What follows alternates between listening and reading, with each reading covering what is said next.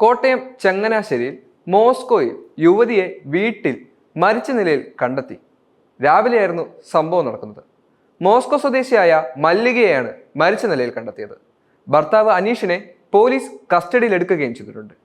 മല്ലികയുടെ ശരീരമാസകലം രക്തം പുരണ്ടിരുന്നു.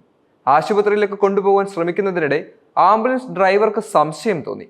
പോലീസിനെ വിവരം അറിയിക്കുകയും ചെയ്തു. പോലീസ് സ്ഥലത്തെത്തി ഇൻക്വസ്റ്റ് നടപടികൾ ആരംഭിക്കുകയും ചെയ്തു. അതിനുശേഷമാണ് ഭർത്താവായിട്ടുള്ള അനീഷിനെ പോലീസ് പിടികൂടുന്നത്.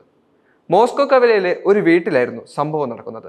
ഭാര്യ മല്ലികയെ ഭർത്താവ് അനീഷ് മദ്യപാനത്തെ തുടർന്ന് ആക്രമിക്കുകയും അതിനുശേഷം മല്ലികയെ മാരകായുധം ഉപയോഗിച്ച് തല്ലി മരണത്തിന് ഇടയാക്കുകയും ചെയ്തു എന്നാണ് ഇപ്പോൾ പോലീസിന്റെ പ്രാഥമിക നിഗമനം. കുടുംബത്തിൽ വളരെയധികം പ്രശ്നങ്ങൾ ഉണ്ടായിരുന്നുവെന്നും പ്രദേശവാസികൾ പറയുന്നുണ്ട്.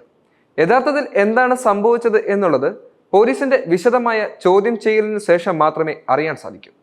എന്തായാലും വലിയൊരു ആക്രമണമാണ് ഇപ്പോൾ കോട്ടയത്തും പരിസര പ്രദേശത്തും നടക്കുന്നത്.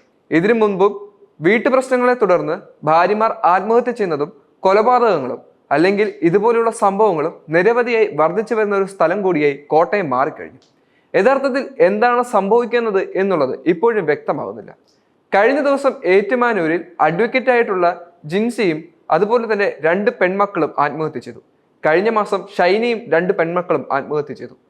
അതുപോലെ തന്നെ വർദ്ധിച്ചു വരുന്ന ഇത്തരത്തിലുള്ള കുടുംബ പ്രശ്നങ്ങൾ കോട്ടയത്തും സമീപ പ്രദേശങ്ങളും വർദ്ധിച്ചു വരികയാണ്. ഇതിനെതിരെ പോലീസും ശക്തമായ നടപടികൾ സ്വീകരിച്ചിരുന്നു. എന്തായാലും മല്ലികയ്ക്ക് എന്താണ് സംഭവിച്ചത് എന്നുള്ളത് തുടർന്ന് വരുന്ന അന്വേഷണത്തിൽ മാത്രമേ വ്യക്തമാകാൻ സാധിക്കുകയുള്ളൂ.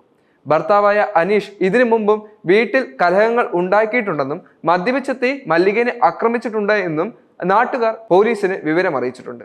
ലഹരിക്ക് അടിമപ്പെടുന്ന ഭർത്താക്കന്മാരുടെ ഇത്തരത്തിലുള്ള ക്രൂര പീഡനങ്ങൾ മൂലം ഭാര്യമാർ ഇല്ലാതാവുന്ന സംഭവത്തിൽ കർശനമായ നിയമ നടപടികൾ സ്വീകരിച്ചില്ലെങ്കിൽ രാജ്യത്ത് ഇനിയും ഇതുപോലുള്ള സംഭവങ്ങൾ ഉണ്ടാകാനുള്ള സാധ്യതകൾ കൂടും. പോലീസ് മല്ലികയുടെ ശരീരം ആശുപത്രിയിൽ എത്തിക്കുകയും പോസ്റ്റ്മോർട്ടം നടത്താനും ആരംഭിച്ചിട്ടുണ്ട്. കൊലയ്ക്ക് പിന്നിലെ കാരണം എന്താണെന്ന് ഇപ്പോഴും പോലീസ് വ്യക്തമാക്കിയിട്ടില്ല. അനീഷ് എന്തുകൊണ്ടാണ് മല്ലികയെ ആക്രമിച്ചതെന്നുള്ളതും ഇനി പുറത്തു വരേണ്ട വലിയൊരു സത്യം തന്നെയാണ്. എന്തായാലും അനീഷിനെ പോലീസ് അറസ്റ്റ് ചെയ്യുകയും ചെയ്തു. ഇതിന്റെ കാരണം എന്താണെന്ന് പുറകെ തന്നെ അറിയാനും സാധിക്കുമെന്ന് പോലീസ് വ്യക്തമാക്കിയിട്ടുണ്ട്.